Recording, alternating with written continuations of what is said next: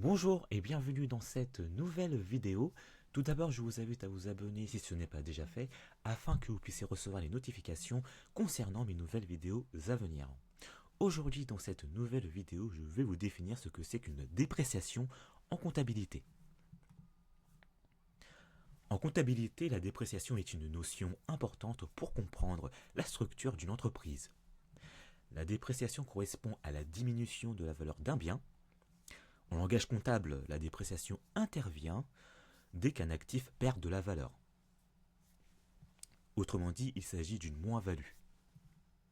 Et pour rappel, l'actif représente l'ensemble du patrimoine de l'entreprise, tel qu'un véhicule, un matériel informatique, un titre financier, des stocks et des créances clients. L'actif représente tout ce que l'entreprise possède, dans sa globalité. Alors, quelles sont les principales causes de la dépréciation? Alors, les principales causes de la dépréciation sont multiples. On peut citer l'usure physique. Par exemple, un véhicule, une machine ou un ordinateur s'abîme avec le temps et perd donc de la valeur. Nous avons l'obsolescence technologique. Par exemple, un matériel informatique ou un téléphone peut devenir obsolète à cause de l'évolution rapide des technologies. On peut citer par exemple l'iPhone. Chaque année, un nouvel iPhone sort. Nous avons la baisse du marché. Par exemple, un titre financier peut perdre de la valeur en raison d'une chute des cours boursiers. Et nous avons aussi le risque d'impayé. Par exemple, nous avons une entreprise qui vend à crédit et cette entreprise peut constater une dépréciation si elle doute que son client la paiera. Donc là, il s'agit d'une dépréciation d'une créance client. Alors, voici un exemple. Alors, si vous achetez un ordinateur portable, par exemple, pour votre entreprise, est-ce que vous pensez qu'il aura la même valeur dans 5 ans? Pas vraiment. Et c'est exactement le principe de la dépréciation. Alors, pour constater une dépréciation, la valeur actuelle de l'actif concerné doit être inférieure à sa valeur brute. Alors, la valeur actuelle correspond au prix de vente probable sur le marché, alors que la valeur brute correspond à la valeur d'entrée de l'actif dans le patrimoine, c'est-à-dire dans le bilan comptable de l'entreprise. Et voici un exemple à titre d'illustration. Nous avons une entreprise qui achète un véhicule pour 30 000 euros et elle enregistre donc en comptabilité l'achat du véhicule pour une valeur brute de 30 000 euros. Un an après l'achat du véhicule, l'entreprise constate que sa valeur actuelle est désormais de 25 000 euros. La valeur actuelle de 25 000 euros étant inférieure à la valeur brute de 30 000 euros, l'entreprise constatera donc une dépréciation de 5 000 euros du véhicule enregistré en comptabilité. Concrètement, comment faut-il comptabiliser cette opération?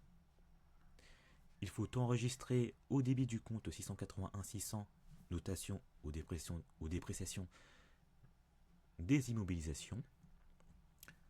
Il faut comptabiliser le montant de 5 000 euros au débit. Et au crédit, il faut enregistrer les 5 000 euros dans le compte 218 200 matériel de transport au crédit. Alors, pour quelle raison une entreprise doit-elle constater une dépréciation? Une entreprise doit constater une dépréciation afin de respecter le principe de prudence. En effet, la comptabilité doit refléter la valeur réelle du patrimoine de l'entreprise.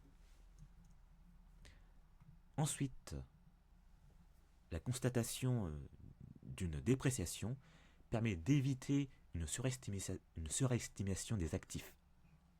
En effet, si l'entreprise ne comptabilise pas la dépréciation, elle risque d'avoir une valeur d'actif supérieure à la réalité. Et nous avons aussi cette raison suivante qui est d'anticiper les pertes.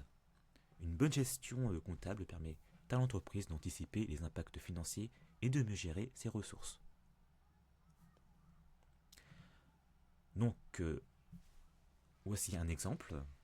Alors, imaginez une entreprise qui garde en comptabilité une voiture au prix d'achat, c'est-à-dire 50 000 euros, par exemple, alors que cette voiture ne vaut plus que la moitié, c'est-à-dire 25 000 euros. Le bilan de l'entreprise sera donc faussé et l'entreprise risque d'avoir une mauvaise vision de sa situation financière. En effet, l'entreprise ne doit pas garder en comptabilité le montant de 50 000 euros, car la voiture ne vaut que la moitié, c'est-à-dire 25 000 euros. Si l'entreprise garde les 50 000 euros dans son bilan comptable, le bilan comptable ne reflètera pas la réalité de la situation financière de l'entreprise.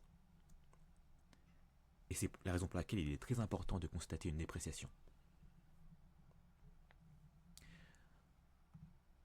En conclusion, la dépréciation correspond à la perte de valeur d'un actif, un véhicule par exemple, et la dépréciation peut être due à l'usure, à l'obsolescence, à une baisse sur le marché ou à un risque d'impayé.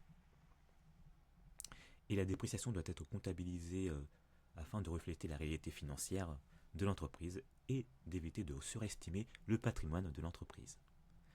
Alors, est-ce que vous avez déjà vu un exemple de dépréciation dans une entreprise?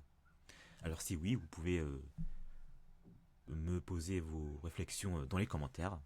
Je vous lirai avec beaucoup de plaisir. Alors maintenant, c'est la fin de cette vidéo.